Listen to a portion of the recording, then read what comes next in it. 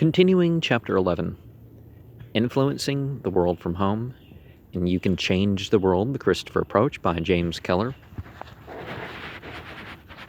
In substance, that is the history of how the control of a fairly large labor union right here in the United States was taken away from an organized minority of leftists.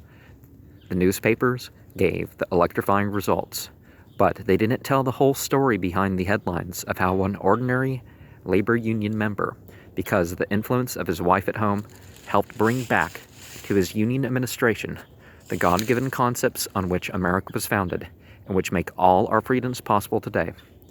From her kitchen housewife had changed for the better the whole trend of a vital phase of our national life. She had clarified for thousands of workers the difference between Christian democracy, which wasn't what Paul and his buddies had, in action, and the tactics of pagan totalitarians. Now, how are they totalitarian, but the typical corporate system wasn't? But let's remember, 1967 is when they stopped using the word pagan for all non-Christians, including the monotheists. James Keller is a Catholic, so yeah. But she had a Christopher purpose. Remember that. Remember also that what she did in the home as well as from the home, others with the same motivation can do as well. The home is the most vital social unit in any democracy. It influences the actions of all society, but goodness must not only be cultivated in the home, it must be carried far beyond its doors. In this, the man of the house must play his part, not only in helping to formulate and direct family policies, but in seeing that these policies are executed. Primarily, however, on the shoulders of you, the woman in the home, falls the responsibility to your children, to your husband, to your neighbors, and to yourself, of keeping the mainstream of life ever conscious of the great truths upon which civilization rests. For you, this is not merely an ideal. It is a solemn obligation. When you all fine women in our country realize this and make it your business in one way or another to bring Christ into the marketplace, a fresh purifying wind of lasting peace will sweep across this land, and eventually it will sweep across the world. It will help everyone, even those extremists who are caught in the current widespread epidemic of sleeping powder, overdoses, and lost weekends. There will be far fewer closet hangings. Those sick with a nameless sense of guilt will want to keep on living, because from the home, good women with Christopher purpose will make life worthwhile for the whole world. When this comes to pass, communism or any form of subversion will disappear, because communism, like Nazism and fascism, is a disease that feeds on evil conditions and sick-hearted despair. Well, relates to despair of there being a lack, but a lot of the drug overdoses are because of the adulterated drugs. People don't know how much they're taking and all that. And heroin and some of that other stuff is super potent. It's, measure out a 48th of a gram and get the smallest amount of powder you can and work your way, overdosing wasn't exactly the hardest thing on substances like that. Being adulterated is the easiest. People took a lot of care back in the day to measure out their doses, and then people didn't know what their doses were. Women have the power. Since women's influence for good can be so great, it is logical to seek the reasons why so few to date have caught this idea. Well, the 40s, I guess, but one reason, perhaps, the most important one, is that you women underestimate your own power. You argue that you feel so helpless, so inadequate, so bound down by the circumstances of everyday life. Too often you think you must be highly trained, have prominent positions, or be gifted with genius to do great things. Well, those may be your ideas, but they weren't Christ's. The woman of Samaria at Jacob's well possessed none of these qualities, yet in her And through her, Jesus brought untold numbers closer to his side. Peter and the other apostles and disciples were ordinary men, usually unlettered and more often than not poor. Yet Christ said to them, "Come ye after me, and I will make you to be fishers of men." Matthew 4:19. And these common folk went on to revolutionize the entire world. In every human being, God has implanted personally and individually a special power to influence mankind for good. You good women, once you realize this, will become good Christophers, Christ-bearers, and recognizing that same power in your husband and in your children, you will inspire them to become Christ-bearers too. Give your family a purpose. Then you will be less concerned that your sons and daughters choose profitable careers, and more concerned that they find for themselves a sphere of influence for good. And, insofar as you see them as instruments of God, you will automatically avoid that inclination of so many parents and teachers to overemphasize self-preservation, self-sanctification, self-development, and self-enjoyment, as if one's only purpose in life were to take care of his or her own soul and his or her own body. Well, your soul, sure. If you consider the soul as, the same as this one with the spirit and something that goes on after your life. But yeah, letting the rest of the world, literally and figuratively, go to the devil. Well, either those, there's issues of taking care of yourself physically, if, even, much less the soul, right? You will not imitate the wealthy parents of one young girl who taught their daughter from her earliest years to save every dollar she got her hands on, themselves matching every amount she so miserly amassed. These parents were not teaching her thrift, they were teaching her selfishness, a fact which showed itself later on in the girl's life. A grown woman now, she is one of the most self-centered persons one could possibly meet. It is a fine thing to have security, but once that is achieved, then the first concern must be the food, housing, clothing, and education of others. It is a wonderful thing to know the truth, but you who possess the truth dare not leave the world in error. When true vision, Christ-like vision, is given to your children as they reach manhood and womanhood, they will not retire into their own insulated hothouses in the cubicles of their faith, leaving the running of the big world to those who either hate Christ or know him not. They will not devote themselves entirely to self-preservation, for any animal can do that. They will instead become other Christs, eager to help feed a hungry world, eager to help bring peace to a world divided against itself, eager to speak the truth to a world which has been too often listening only to lies. Truth takes on a broader concept with the LVX formula, the loose, as you say,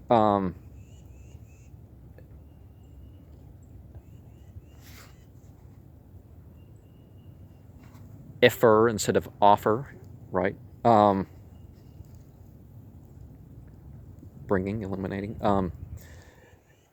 You have a life ahead of you, and over the years, 1,000 opportunities to train your children to be leaders, not followers.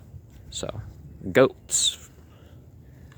To choose a life's work, not for the salary alone, but for the influence which that work affords. You cannot and dare not delegate that responsibility to others. The classroom cannot take the place of the home. As an Episcopalian professor, Bernard Iddings Bell, pointed out in the New York Times Magazine not long ago, one of the chief hindrances to decent education in America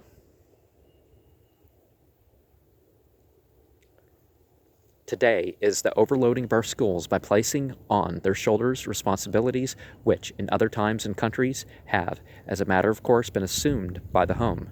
For this overloading, Dr. Bell goes on to state, those who are in control of the schools are partly to blame, since they have only been too willing to assume the task of total development of growing boys and girls, believing that they can do a better job with them than their own mothers and fathers can possibly do. And he continues with the thought that anyone who listens to current school pretensions and knows the facts is bound to conclude that American schools and colleges for a long time have been biting off more than they can chew. The results are bad because overworked and unskilled instructors, as we might add subversive teachers too, are experimenting with attempts to integrate the characters of our youngsters by nursing them into social maturity and failing miserably at it. But, as Dr. Bell emphasizes, the parents, lulled into a sense of security, have largely abdicated. The schools cannot take over. The progeny is not much fun to look at because it is undisciplined.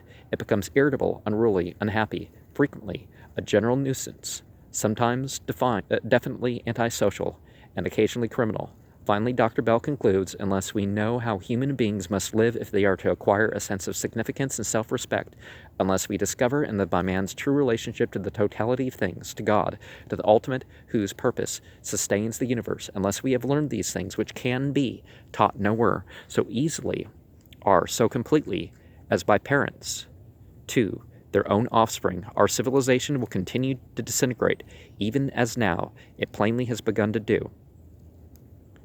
In short, your youth is largely being trained to demand only these things: big money, short hours, long vacations, the easy job, the soft snap, the employment that can provide the maximum of material comforts and the minimum of that which pertains to the Creator, which made the world and everyone in it.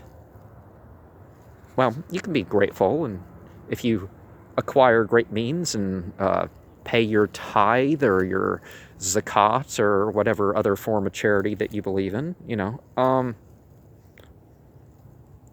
then you're doing greater good by, having your wealth than just, the